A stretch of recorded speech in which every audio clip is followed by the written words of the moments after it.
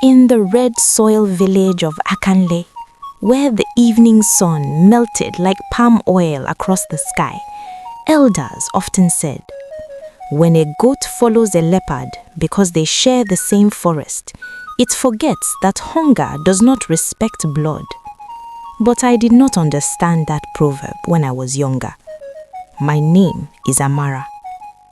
I was 23 seasons old when my mother returned to the ancestors.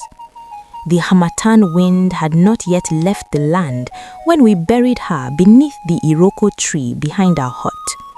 The earth was still soft when loneliness entered my chest and built a home there. I had no father, no brother, no sister. Only my mother's elder brother, Uncle Bamidele. He came from the city of Ibadan wearing polished shoes that had never known red dust. He stepped out of his big black car and the children of Akali ran after him, shouting, "City man, city man." He smelled of expensive perfume and success. At my mother's burial, he cried loudly. He beat his chest. He promised before the elders, "As long as I breathe, Amara will not suffer." The elders nodded. Blood is blood. And so when the mourning period ended, he said to me, "Pack your things, you are coming with me." I did not hesitate, because when a roof is burning, even smoke feels like shelter. His house in Ibadan stood tall behind a black gate. It had white walls, shining floors, and electric lights that did not blink like our village lanterns. His wife, Auntie Ronke, welcomed me with a smile that did not reach her eyes. "You are safe here," she said. Safe. That word wrapped around me like a wrapper cloth. In the beginning, Uncle Bamidele treated me like a daughter. He bought me new dresses. He introduced me to his friends. "This is my late sister's child," he would say proudly. "Very intelligent girl."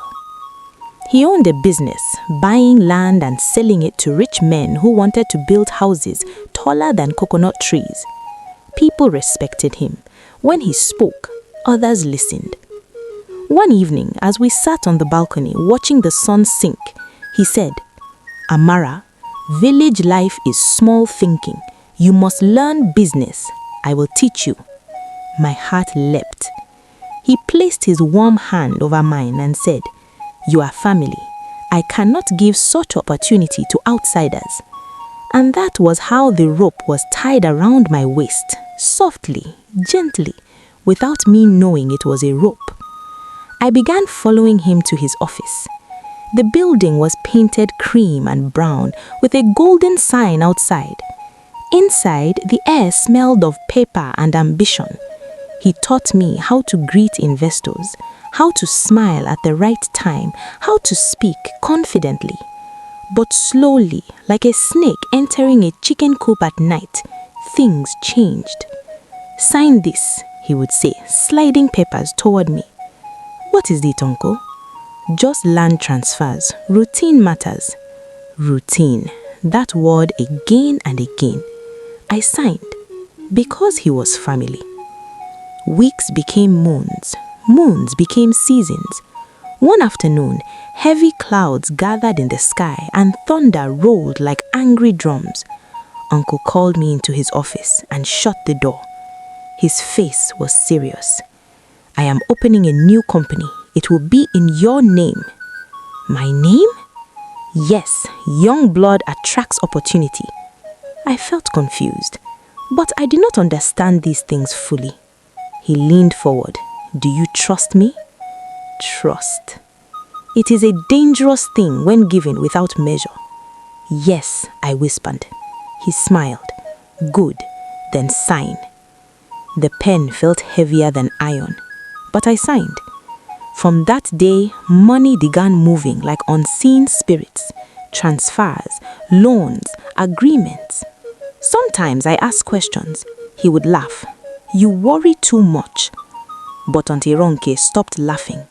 I noticed she watched me when I entered a room, as if she wanted to speak but swallowed her words instead. One night I woke to raised voices. You should not have used her, Auntie Ronke said. Be quiet, Uncle snapped. She knows nothing. Knows nothing about what? My heart began to drum. Then came the day the strangers arrived. 2 men in dark suits entered the office. Their eyes were not friendly. Are you Miss Amara Bamidele? My throat dried. Yes. We need to ask you about the loans under your company. Loans? What loans? They placed documents on the table. My signature stared back at me. But the numbers, hundreds of millions of naira. My hands began to shake. I did not take these loans, I whispered. Uncle laughed loudly. There must be a misunderstanding, he said smoothly, but sweat shone on his forehead. The men left after many questions. When the door closed, silence swallowed the room. Uncle, I said slowly, what is happening? He did not look at me. It is temporary. Temporary. That word had become poison. That night, I searched through the office files. I found agreements I had never seen, guarantees written in my name, property collateral tied to my identity. My breath left my body. He had used me, like a farmer uses a scarecrow to protect his harvest. When he entered the room and saw the papers in my hand, his face hardened. You went through my files? I trusted you because you were family. He said nothing, and in that silence I understood. Blood does not always mean love. Sometimes it only means access. The next morning, a letter arrived, stamped, official, legal investigation, summons, court appearance, all in my name. My knees gave way. Uncle picked up the letter calmly. Do not panic. Do not panic, I shouted. My name is on everything. He looked at me, not as a niece, but as a tool that had cracked. You owe me, he said quietly. Owe me? I took you in, fed you, gave you life. And there it was, the hidden price. The rope tightened. In Akanle, elders say, when the drum beat changes, the dancer must change steps. That was the moment I knew. The drum beat had changed, and the goat had been walking beside the leopard all along. Watch out for part 2. Follow, subscribe for more.